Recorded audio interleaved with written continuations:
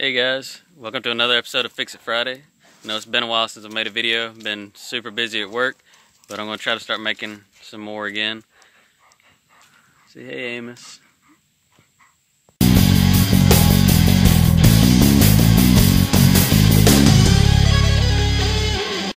So when you own a small engine shop, the summertime is super busy because everybody's messing up their lawnmowers and they want them back the day before they brought them.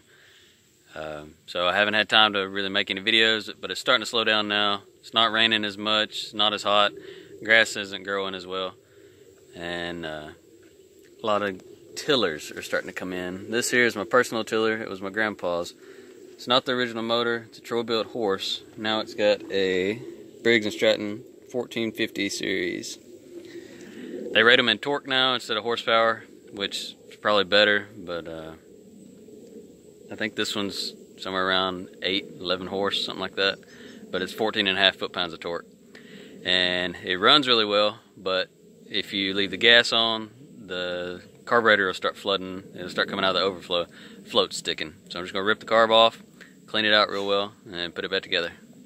Alright, so the first step, I need to get this air filter cover off. Just a wing nut up top. Loosen that. Don't lose your wing nut.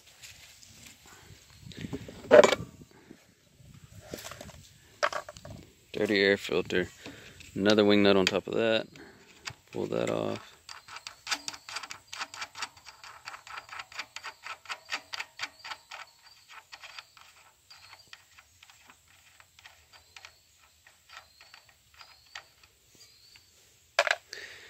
And the air filter, I'll just pick up and come off.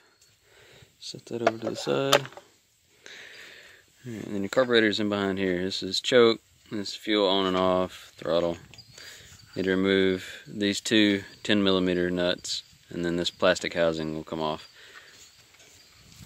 And there's another 8mm down in here that you gotta take out.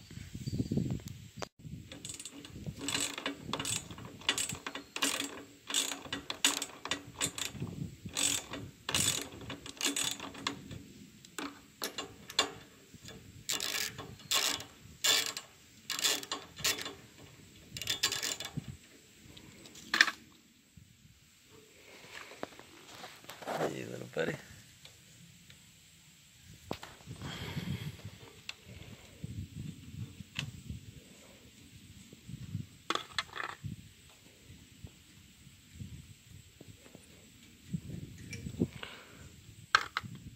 It's a lot easier when you're in a shop on a concrete floor and you don't have to worry about losing all your nuts and bolts.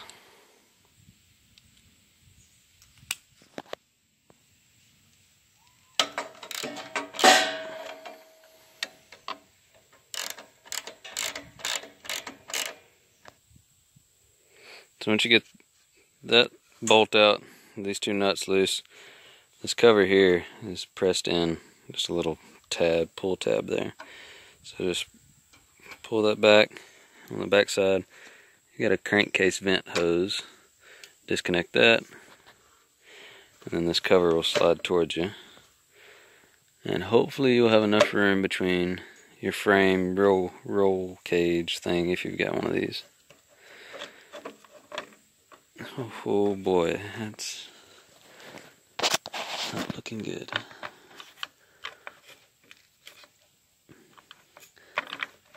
I think I can put the motor in gear and it'll change.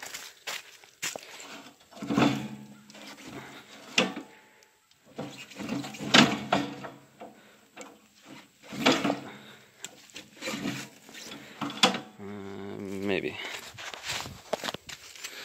Yeah, so I put it in forwards gear, and that lifted the motor up just enough for me to get that out over it. And there's a carb.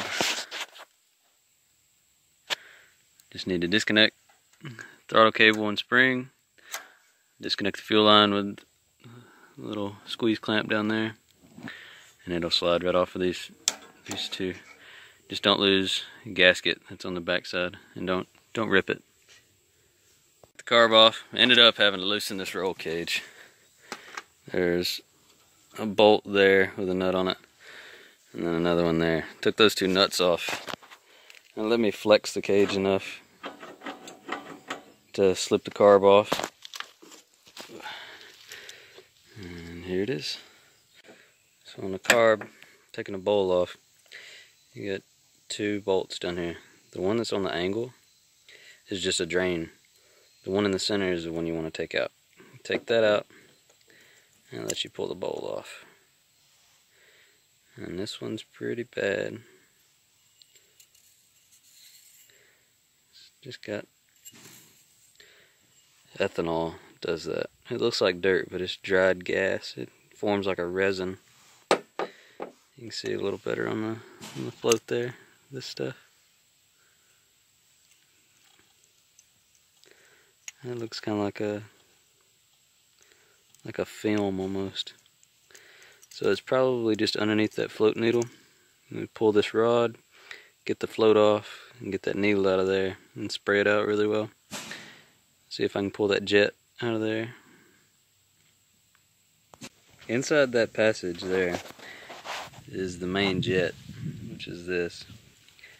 Take a flathead, stick it in there, and be real gentle so you don't mess it up. They're made out of brass. They're really soft, so it'll strip easy. But that comes out, and then you have this here. You need to make sure that the hole in the center of this one, you can see through it. Let's see if I can get that on camera. You can see through that. Then it feeds into this. You need to be able to see through the center of that one. And then all the little holes along the sides, those need to be where you can see through those. Just run wire through them, spray them out or something. Just get everything as clean as you can. I'm just using some Carb Clean that I have at work. The guy comes by every week. Make sure I have enough. Some good stuff there.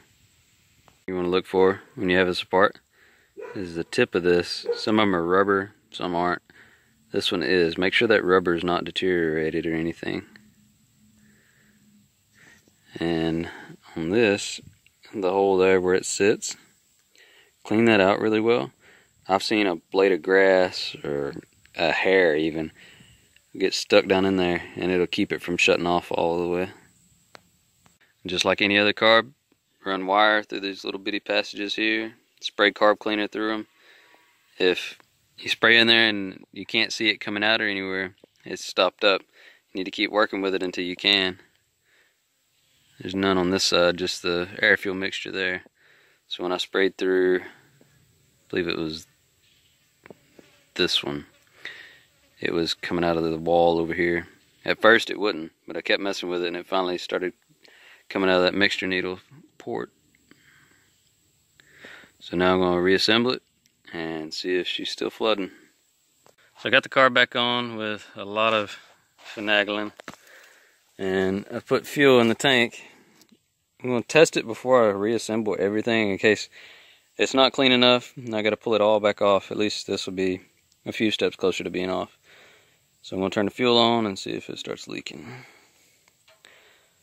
It was leaking out the back last time. There's a little, when it's sealed up, that's the overflow. In case it starts leaking, it'll come out of there. Since this is loose, we should just see it pour out of the back. Hopefully we won't. Nothing yet, so that makes me feel pretty good. Nothing dripping off the bottom. I'm gonna give it a few more minutes, see if it starts leaking. Got it put back together. Let's see if she fires up. I know it will, I've already cranked it, but let's see. Choke it a little bit. Choke off.